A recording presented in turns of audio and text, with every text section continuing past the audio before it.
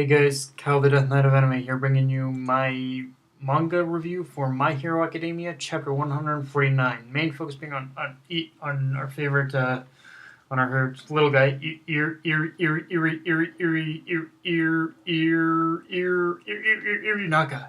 And what's interesting about Irinaka in this chapter is when you get right down to it, he represents a side of the Yakuza or even organized crime in general that I feel isn't talked about all that much in our Western media, which is the loyalty of the organization and its members.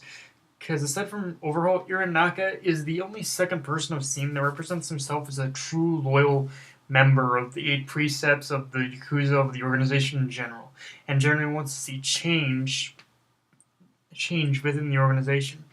And yet, ironically enough, his loyalty and his I guess his paranoid attitude that he had toward, as you see, the paranoid attitude had at the paranoid like friction he had between at Toga and Twice in this chapter. In like a flashback of this chapter, we see he had a paranoid friction between Toga and Twice, and it was that paranoid friction that basically was his downfall when you think about it. His loyalty to the cause and just how paranoid he was at making sure that Toga and Twice didn't fuck up their plans anything.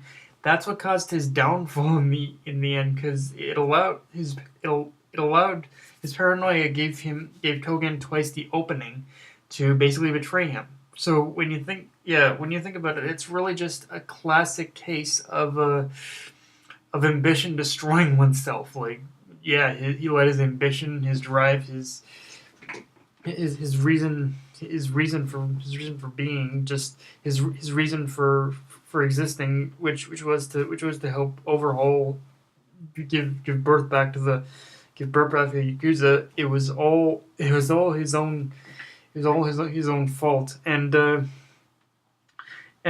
Toga actually did definitely say something rather interesting in this.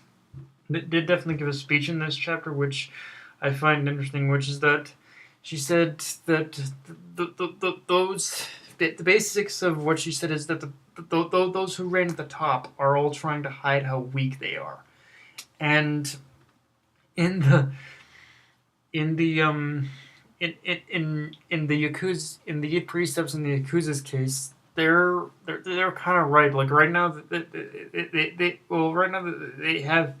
Or it's actually an interesting thing, because on one hand she is correct that those that reign at the top have no power whatsoever, but on the other hand it's reversal true as well, because it's true on the other hand as well, because when you think about it, because the Yakuza are being presented with absolutely little to no power in this case, that's actually what makes them so powerful. But in Irinaka's case, it works because he basically has the power to reign over, in order to reign over everyone, with his quirk. But because he looks down on people, it kind of makes. But because he rains down on people with his quirk, it kind of makes him weak. So it is very interesting. Well, I wouldn't say I think her speech was definitely directed at Irinaka rather than the whole organization. I mean, she did mention it as being the Yakuza who are weak, but to be honest with you, I think that definitely more applies to Irinaka, because I believe that in this case of where the Yakuza are at, they definitely are weak. They definitely are weak power wise. So I feel that's definitely one of the things that makes them strong. And yeah, it's in Irinaka's case. Like I said, it's just a classic case of ambition destroying oneself, and he just let his ambition, his drive, his loyalty, and just overall his paranoia. He let those things consume him to the point where it made him let his guard down, and it gave Toga and Twice the opportunity to betray him, and Izuku to basically punt, and it gave Izuku the opportunity to basically punt him in order to take him out of the equation. So yeah, it is interesting in that regard when you think about it. Um, and so another thing in this chapter is we see Mirio has caught up to Overhaul, and I believe Eri is there too. I didn't see her, but I believe what we see is that Eri is there as well with Overhaul. And honestly, all I can really say in this type of situation with Mirio and Overhaul having this one-on-one confrontation now at the end of the chapter is that it should be definitely an interesting fight to say the least. Because well, Mirio does have his phasing quirk going for him to counter Overhaul's need to touch his opponent to use his quirk. In the same way that in the same way that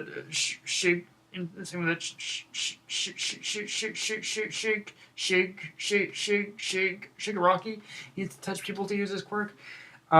We have to also remember that this is the leader of the 8 precepts, or as My Hero Academia calls them, the final boss. And if you've played enough video games, mostly RPGs, you know you need a whole lot more in order to whole lot more than one person in order to defeat the final boss. Like, you can't just have one motherfucker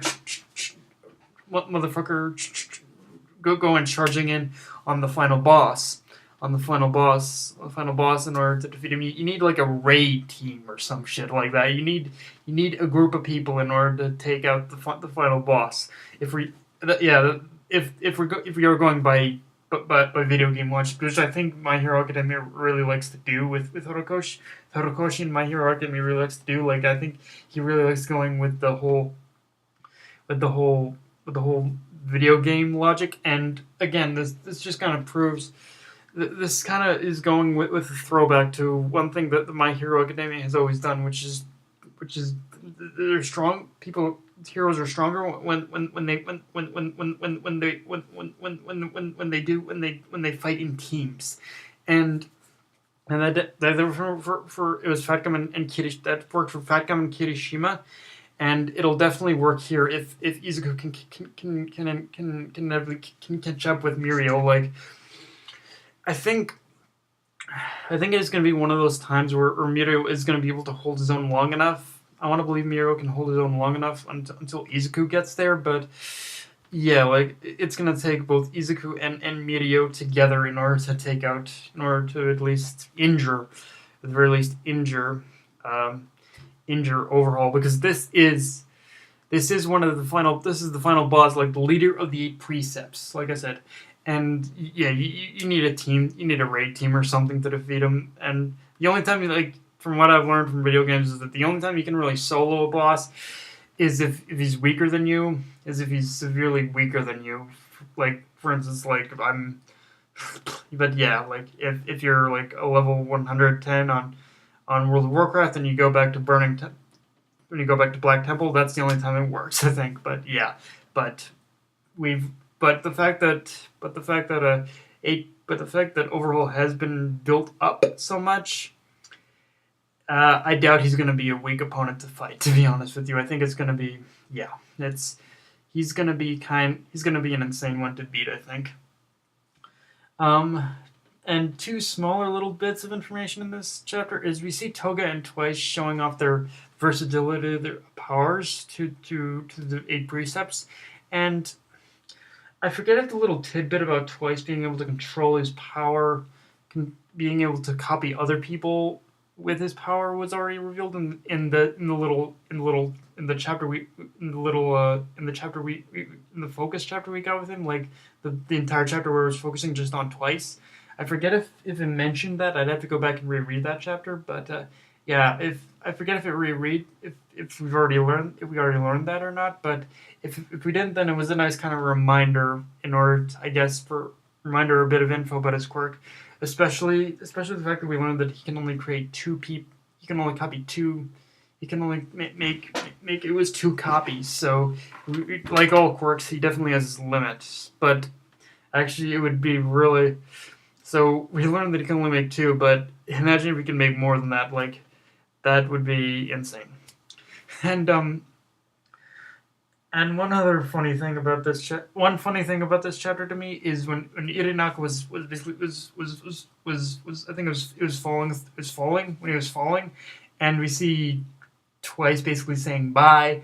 I feel like that was a total fucking troll moment. Like when Twice was saying bye to Irinaka, he was falling. That was hilarious. Like it it honestly kind of reminded me of like something out of like a Bugs Bunny and Roadrunner cartoon or something, or something like that, a Bugs Bunny skit or a Bugs Bunny and Roadrunner cartoon or something. Like just seeing him happily say bye while Irinaka's falling, that shit was just hilarious. But yeah, but yeah, this is definitely a very good chapter, guys. I can't.